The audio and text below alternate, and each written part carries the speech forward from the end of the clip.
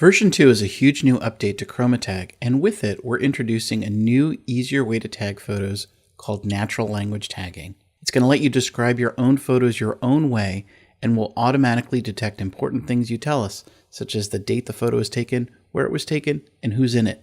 First, let's talk about the old way we used to do things.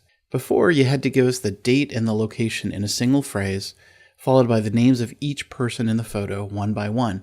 Finally, you had to go to another screen to transcribe a description of what was going on in the photo. Natural language tagging makes this a one-step process. Just tell us what's going on in the photo, and if you mention things like people, places, or dates, we'll automatically detect them and create the metadata tags for you, all in one step. Now, you might have noticed in the last slide, I used the term mom and sister in my description. QromaTag version 2 has a new feature called the Relationship Manager that lets you use natural language terms like mom and dad when describing your photos, and QromaTag automatically identifies these people and tags the image with their full names. Let's start by showing you how this works. Start by going to your QromaTag folder in either iCloud or Dropbox and look for the settings folder. Then open the new relationships.txt file with any text editor.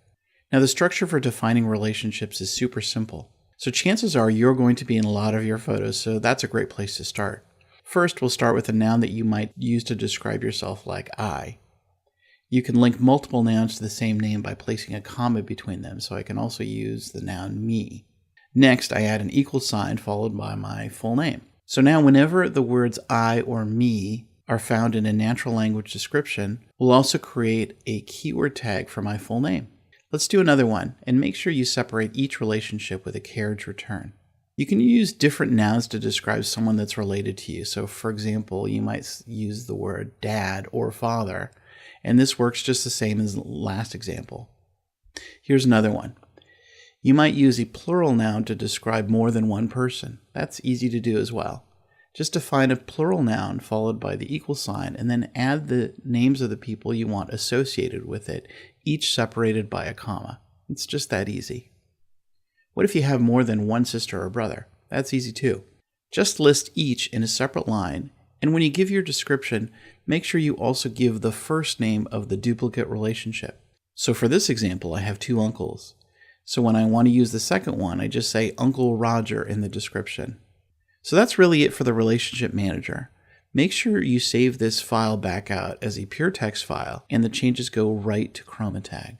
Back in QromaTag, the Relationship Manager lives in this setting panel, and if I tap on it, I can see the relationships that I have defined. Now I'm ready to do some tagging the easy way. Let's do a couple. Here in my import screen, I've brought in a couple of images that I want to tag. Let's use natural language tagging to create some metadata. Now the tagging screen has changed a little bit to improve the use of these new features. The old audio meter that let you know when you were in online recognition mode is now gone, and this new audio detector does double duty. When I'm ready to give my description, I just tap on it, give the description, and then pause to begin recognition. Let's try it. This is my Uncle Roger and I at Vasona Park in the summer of 1974. So with that little description, QromaTag automatically generated the metadata for the people, the date, and the location. Tapping on this map icon shows me where the photo will be tagged to, and I can even drag over to a more accurate location and then tap and select to tag it right to that spot. Then I just tap on the green chevron to write the metadata to file. Let's do one more.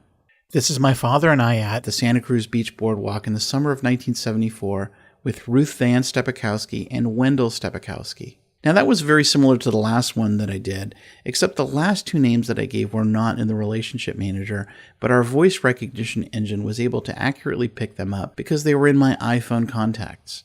This is a new feature and will help you tag photos more quickly than our old system. Now, speaking of our old system, if you want to tag a person that isn't in your contacts, you can still do it the old way. Swipe up to see a list of the names and places you've imported into QromaTag, and then just tap on it to dismiss it. You can still give names one by one using the offline recognition system. Just make sure that the listening bar is green, and then give one name at a time, and then wait for the acceptance tone. Okay, that's natural language tagging. I think it will help you tag your images much faster and put much more of your family history into your images. If you run into any problems, please visit our support center and open a support ticket. We usually get back to you within a day.